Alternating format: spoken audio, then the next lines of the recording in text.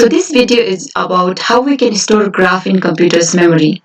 As we know that graph is a collection of vertices and edges, and if we store graph like a picture or an image, then it will be very difficult for us to process that graph.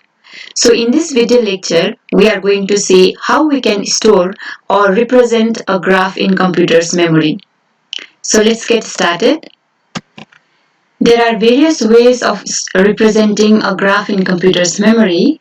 The simplest forms are matrix representation and linked list representation. Here we are going to see the matrix representation, wherein graph will be represented by using two-dimensional array, and each entry of that array will be either 0 or 1. Now there are again various types of matrix that we can use, and it all depends on what information we want to store, what information is to be processed, and many other factors. So the first type of matrix representation that we are going to see here is incidence matrix. And usually incidence matrix is represented by capital A, and it is a matrix that is going to have the n number of rows and e number of column, where n is the number of vertices and e is the number of edges. So each entry in this matrix is going to have value either 1 or 0. If the value is 1, that means its corresponding edge, that is ej, is incident on its corresponding vertex, that is vi. Now if an entry aij is equals to 0, that means ej is not incident on its corresponding vertex vi. That is, incidence matrix is a two-dimensional array wherein rows represents vertices and columns represents edges. And each entry, as I said, will be either 0 or 1. If it is 1, it means that corresponding edge is incident on the corresponding vertex, 0 otherwise. So let's take this graph as an example. So we have 6 vertices and 8 edges. So 6 vertices will be written in the column like this, and 8 edges will be written in rows like this. Now we need to see for each vertex which all edges are incident on it. So in vertex V1, just check in the graph that which all edges are incident on it. So in vertex V1, we have 2 edges that is incident on it, that is edge F and edge D. So for only F and D, so for only D and F, its corresponding entry will be 1. For all other location, it will be 0. That is, we can see from the graph that in vertex V1, edge A is not incident, so its corresponding value is 0. Edge B is also not incident, so it is again 0. C is also not incident, so it is 0. D is incident on A, so D is incident on V1, so its value is 1.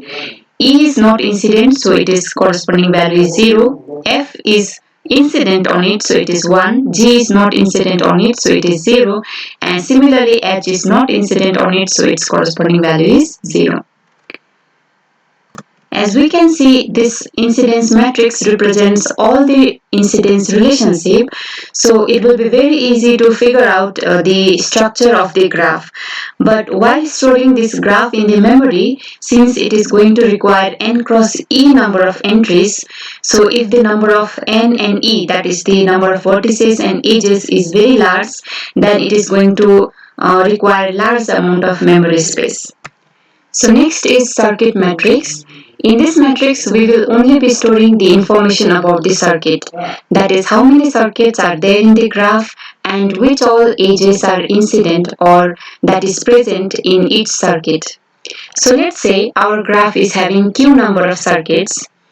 So our matrix will be of this form, that is q cross e. So in the rows, it is going to give the information about the circuit, and in column it is going to give the information about which all edges are incident on that circuit. So our matrix will be in the form of q cross e, where q is the number of circuit and e is the number of edges. And each entry will be again either 0 or 1. So the entry, if it is 1, it means that the corresponding edge is incident or it is present in the corresponding circuit, or if that edge is not present in that circuit, then it will be 0. Now let us take this example. In this graph, we have the circuit as, let us say, this is one of the circuit. This is our another circuit. Okay, the bounded area that is covered by the edges. This we have the third circuit, and we also have the fourth circuit, that is the bounded area by the edges, that is this edge, this circuit, okay, wherein the edges are F, E, C and D. So this graph is having four circuit, and now we are going to see how this can be represented in circuit matrix. Circuit matrix is usually represented by capital P, and we know that it is a matrix with a dimension as Q cross E, Q being the number of rows and E being the number of columns. And in this graph, since there are four circuits, so there will be four rows. So let us say this is my circuit 1, circuit 2, circuit 3 and circuit 4. So we have four rows for each of the circuit. And in each row, which all edges are incident on it, for those edges only its corresponding value will be 1, and for rest of the edges it will be 0. So that is in circuit 1, that is this one, there are two edges that is incident on it or that is present in this circuit, that is A and B. So corresponding value of A and B are 1 and all remaining values are 0. Similarly, in the second circuit, in the second circuit, there are three edges in this second circuit, that is E, C and G. So we can see here for the corresponding value of C, E and G, we have 1 and for all remaining position it is 0. Similarly, in the circuit 3, it is G, F and D that is present. So all the values of G, F and D is 1, rest is all 0. Now in the last circuit, we have the edges as E, F, C and D. So for E, F, C and D it is 1 and for remaining it is 0. Now if we see this representation, then what we are having is the two circuits, that is circuit 2 and circuit 3, they were nothing but the representation of the outer circuit, that is circuit 4. And if we had the information about the circuit 2 and 3, we can easily get the information about the circuit 4. By seeing the edges that is present in circuit 2 and 3, you can say that there is one more circuit, that is 4, with this many edges. So with this, we need not be representing all the circuits, but if we can represent only the unique circuits, then the amount of memory that will be requiring would be less. This has been done in fundamental circuit matrix. Now this fundamental circuit matrix is represented by using B, F, and it is again a matrix with Q with the dimension that is Q cross E. Q represents the number of fundamental circuits and E represents the number of edges. Now fundamental circuit is that circuit which is going to have exactly one chord of a spanning tree, and that is nothing but a fundamental circuit matrix is always with respect to a spanning tree. Now for a given graph, if you are given with a spanning tree, you can represent that graph in a fundamental circuit matrix wherein, as I said, the rows will be represented by using all the fundamental circuits and column will be representing the various edges. Now let us say for this given graph, and let us say the bold line represents the spanning tree. Now in this spanning tree, all the edges that belongs to that spanning tree is called branches, and the edges that does not belong, that is not bold here, does not belong to the spanning tree, those are the chords. Now we need to find all the circuit which should contain exactly one edge of the graph with respect to a spanning tree. Now let us try to see. So this is one of the circuit which has exactly one edge, and here we have another circuit that is to include E2 that is having exactly one edge. Remember that this circuit is not including E3. This circuit has E4, E2, E1 and E7, and we have one more circuit that is including E3, E4 and E7, and that is this one. number of fundamental circuit will be equals to number of chord. So since in this graph we have 3 chord E6, E3 and E2, so that is why to include each chord in one fundamental circuit, we will be getting 3 fundamental circuits. So let us represent these 3 fundamental circuit in circuit matrix. So let us say we have this as a fundamental circuit C1, which is including edge E2. So that is nothing but we are talking about this fundamental circuit which has edge E2, and in this fundamental circuit the edges that is present are E2, E1, E7 and E4. So all the values corresponding to E2, E1, E7 and E4 are 1 and remaining are 0. Similarly, the second fundamental circuit, let us say that includes E3 is this one. So this is our second fundamental circuit, and in this circuit we have edges as E4, E7 and E3. So all its corresponding value is 1, rest is 0. Third fundamental circuit, that is C3, having edge E6, is having 3 edges E5, E6 and E7. So we have E5, E6 and E7 as 1 and rest as 0.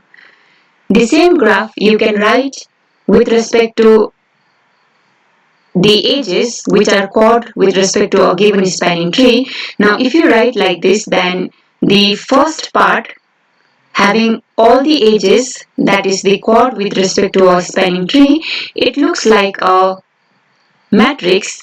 This is called identity matrix, wherein all the diagonal elements are 1 and rest are all 0.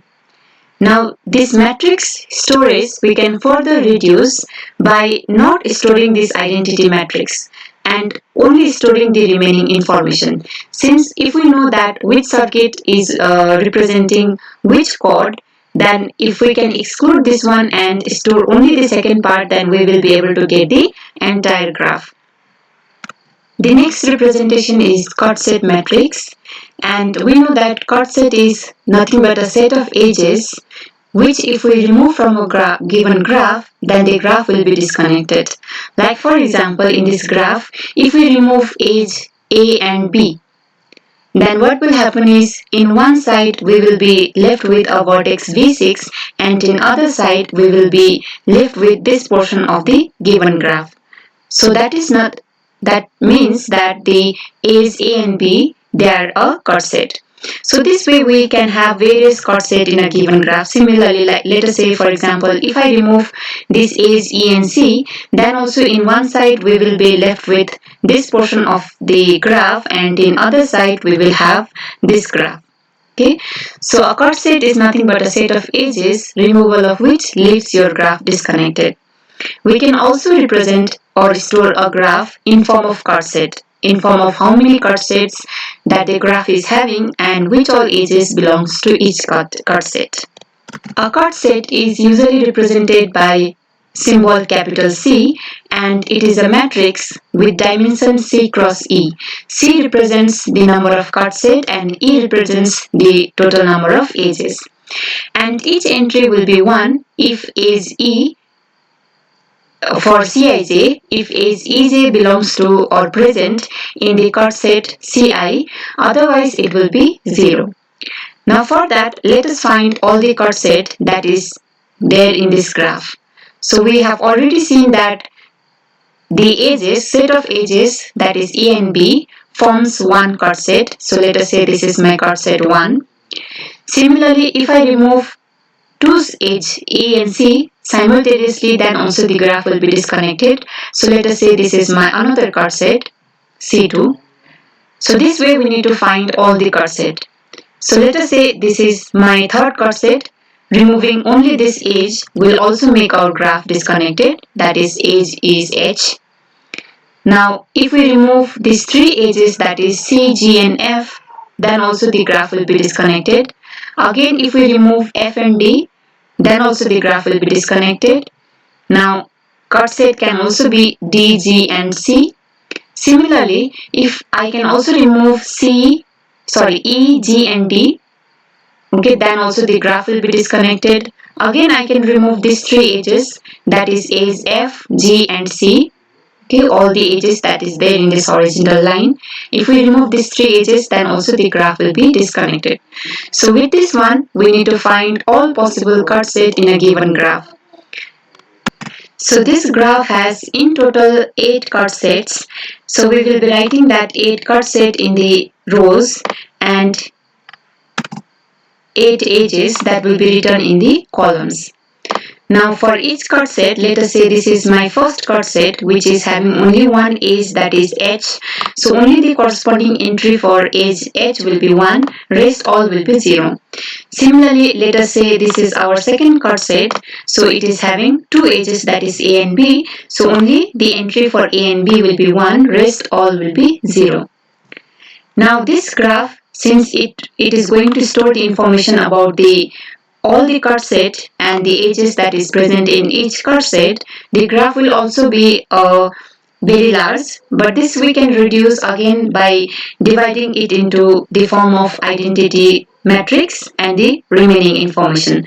So only storing the remaining information, we will be getting the information about the entire matrix and hence the graph.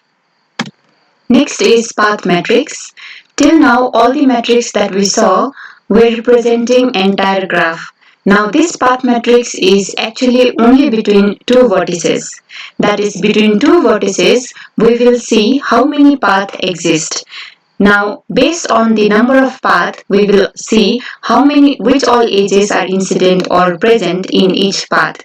So path matrix will be represented between two vertices. Let us say the two vertices are x and y. So it will be written as P in bracket x and y. So that is, the information is going to contain about all the paths that exist between vertex x and vertex y. Now each entry of this path matrix will be either 1 or 0. 1 when the edge is present in that path, 0 if the edge is not present in the path.